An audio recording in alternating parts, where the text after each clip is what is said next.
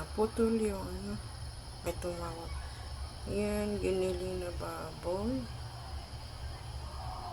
Igisa natin itong kalabasa.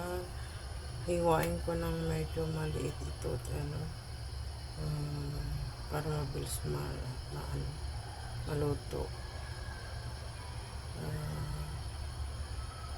Naalala ko, gisa pala, hindi pala steam. Yung hiwa ko pang steam. Yung gisa pala. Okay. Nipisan ko ng konti. Yan. Kalimutan ko lagyan ng sili, labuyo. Pero mamaya, lagyan ko yan. Okay. Yan lang ang ulam. Patipiran talaga. Patipiran ang ulam. Nagre-reklamo pa, bakit daw ang dami. Ay, amo talaga.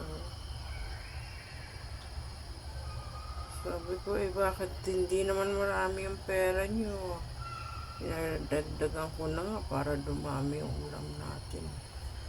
Nagre-reklamo pa.